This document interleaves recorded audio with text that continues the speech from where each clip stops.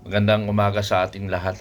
Napanood ko yung pag-atras o pagbago ng 18 Marines.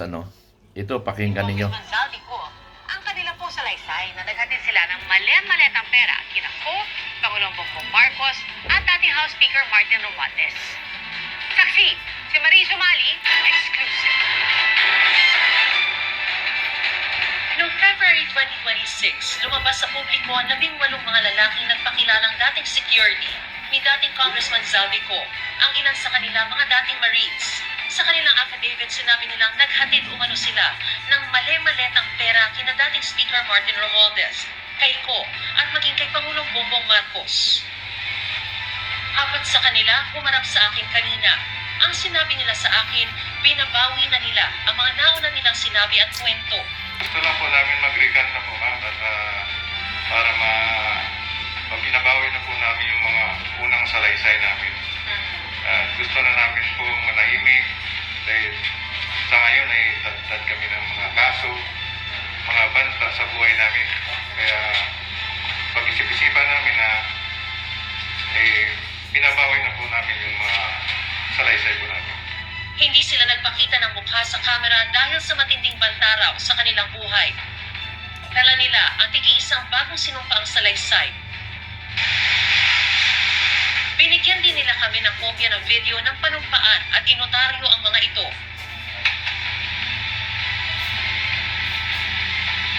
Bakit niyo gustong bawiin?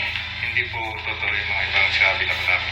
Binabawi po namin lahat yung mga salaysay na nagatid namin at hindi totoo po yung sinasabi namin sa unang sinumpang salaysay. Okay. Sa salaysay namin to sa unang salaysay. Okay. Okay.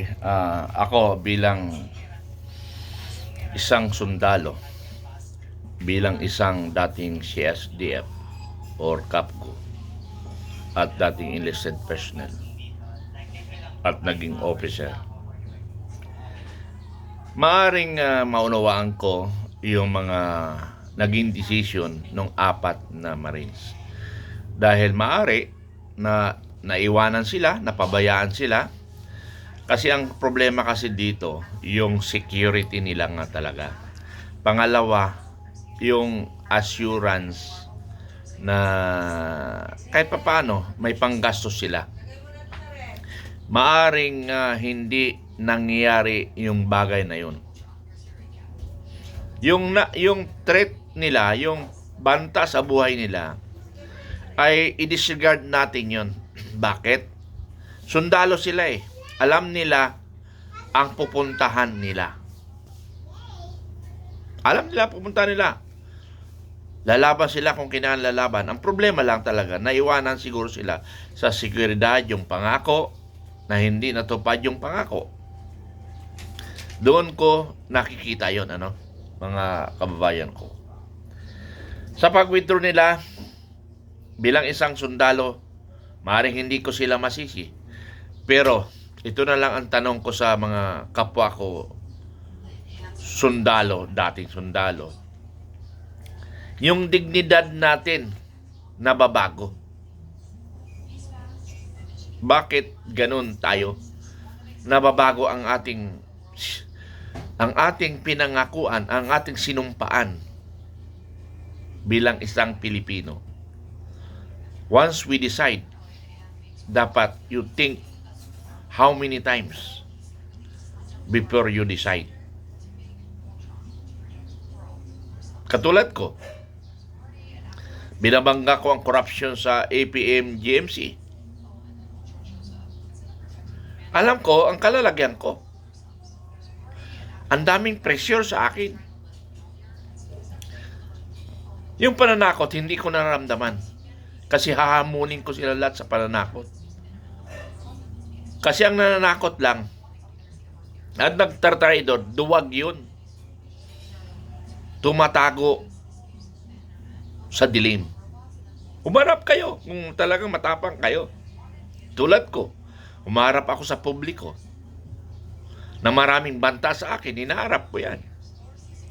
But I'm ready to die for the cause for a better Philippines. Ayaw ko na ako'y manghina, mamatay ng dahil sa pagtanda. Gusto ko habang ako ay magandang pananaw ko at magandang pangatawan ko, gagampanan ko bilang isang sundalo na aking sinumpaan. Hindi ko natatalikuran yan. Even though I'm retired, sabi nga nila, sir, retired ka na, magpahinga ka na. Huwag ka na makialam dyan.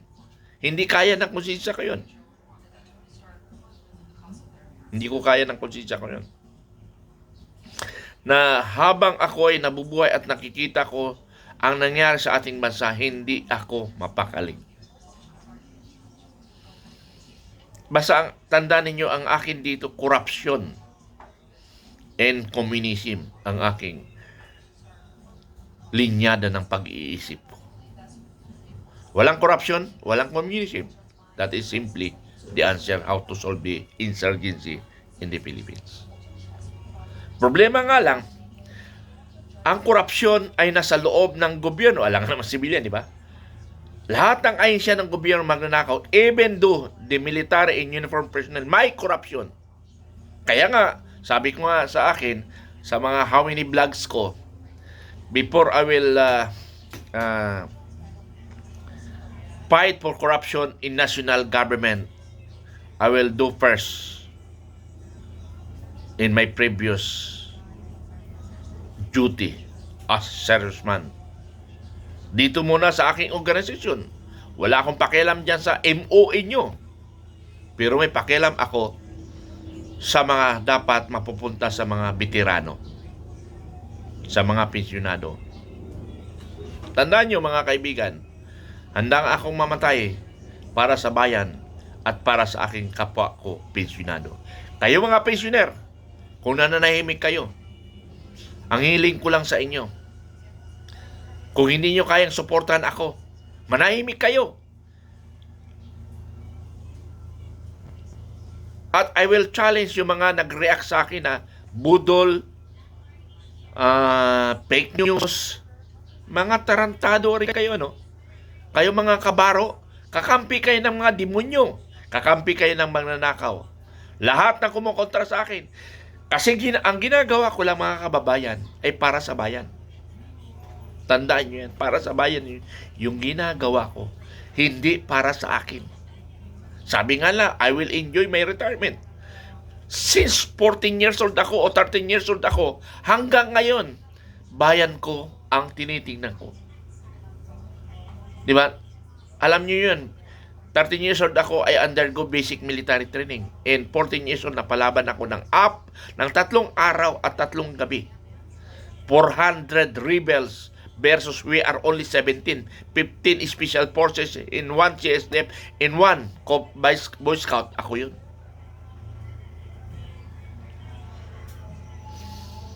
Resulta ng laban, according to intelligence report, 150 ang mga sugatan, 75 ang mga namatay sa kalaban namin. Sa amin, isa lang ang may tama sa amin. Yung body ko pa. Then, PFC, Remigio Antonio. Yun yung body ko. Na yun ang bumaliktad, tinamaan sa kanang kamay.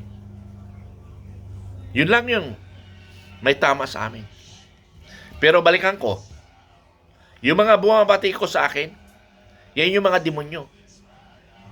O kasabwat ng magnanakaw. Bakit ko sasayangin ang buhay ko? Bakit ako makialam sa bagay na yan kung fake news lang? Mga gago kayo.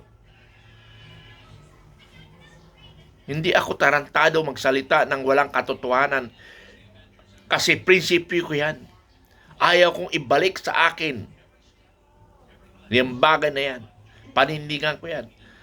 Marines, the 18 brave Marines, pagsabihan yung kasamahan nyo.